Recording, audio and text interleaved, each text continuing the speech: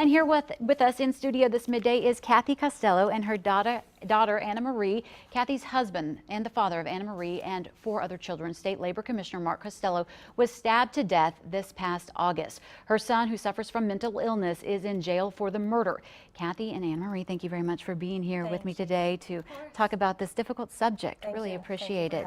Important conversation. Yeah, it really is, and it's one that doesn't get discussed often enough. Why do you think that is? I think there's a stigma, and the stigma is due to the lack of education.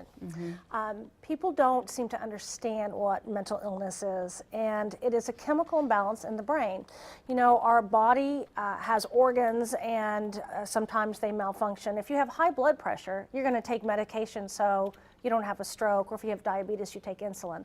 The brain is an organ. When the chemicals become imbalanced, it needs medication to bring that back into balance. And then the symptoms present oftentimes in a manner that can cause harm to the person who is suffering or to others. Your story with your son and your father is well known. It's made headlines even nationally. But what many don't know is that you and your husband always feared that something like this might happen. What were some of the signs? Well, one of the main signs that we saw the last 2 to 3 years was prevailing and increasing paranoia. So because Mark worked for the government, he was the state labor commissioner, he had fixated on the possibility that he could be spying on him, his computers, his phone. He tore his apartment apart trying to find cameras and was convinced that he was spying on him, like he was having the FBI following him.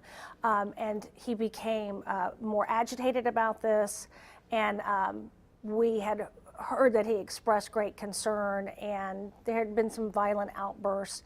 And because of the paranoia, his focus of being angry at specifically his dad made us fear that he would do something to hurt him.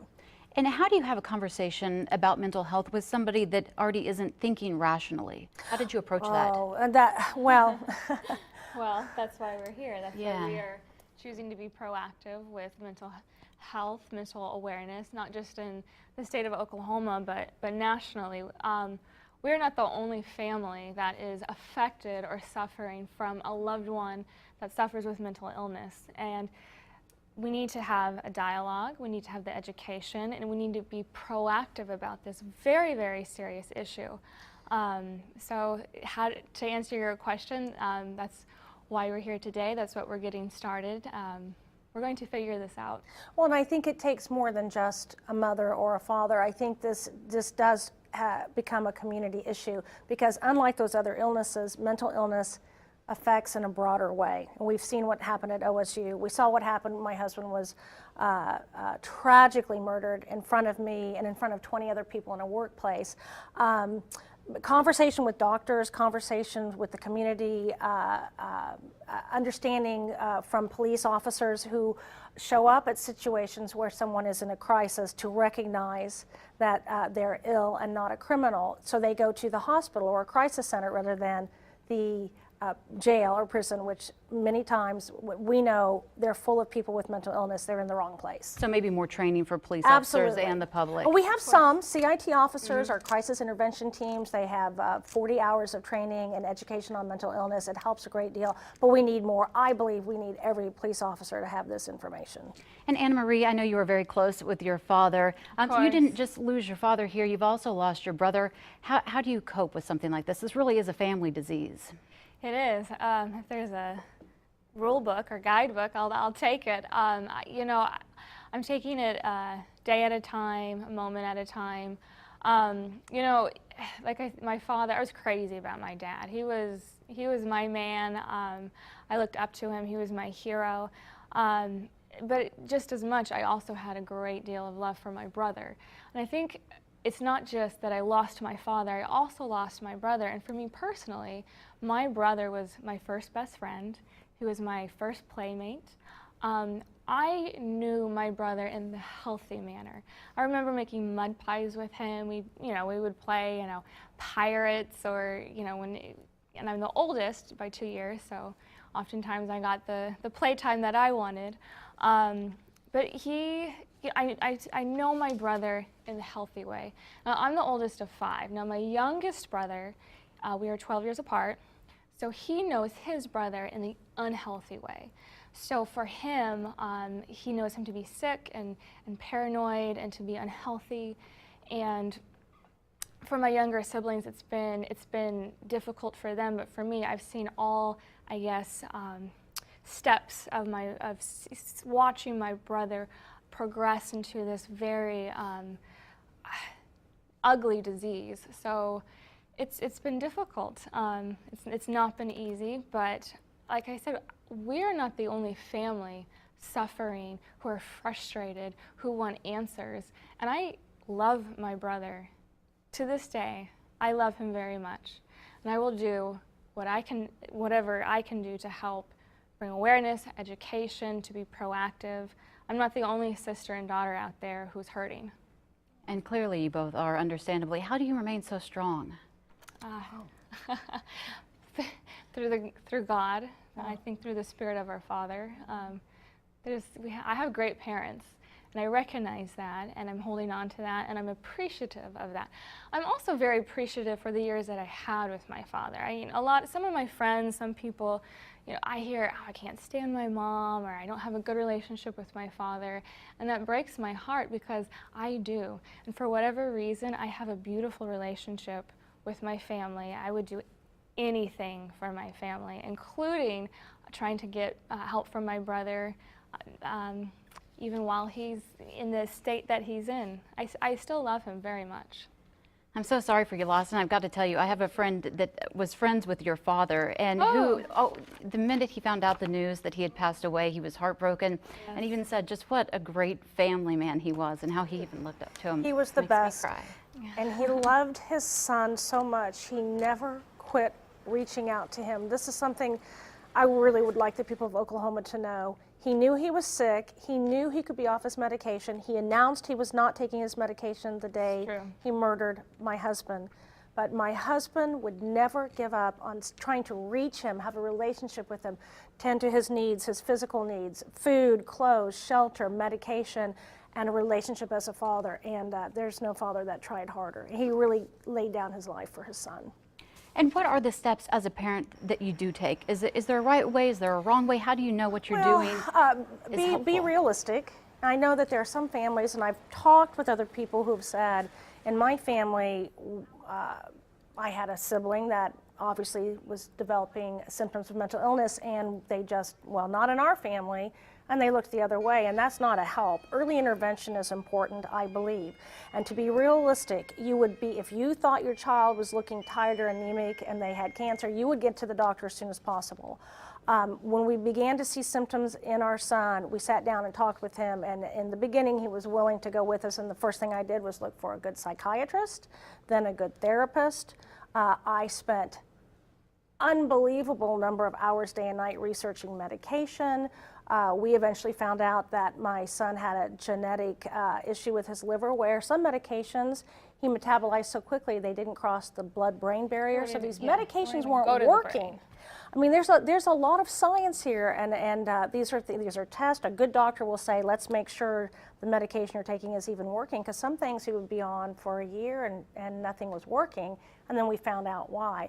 But to be proactive, don't be ashamed, get into therapy. We joined NAMI, National Alliance of Mental Illness. My son went with us. He went in one room with those who were suffering with mental illness, and the family members went in another room. It was great. It was a great support. We helped one another. He would talk with parents to help them understand what he was going through.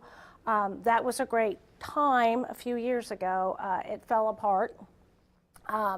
But there are things, there are support groups, there are things in Oklahoma City, like OCARTA, that helps people who have addictions and mental illness try to get back on their feet and develop relationships. It's a free service. So there are things available. There are things, I think people need to understand with mental illness, at least for my brother, he had a severe paranoia.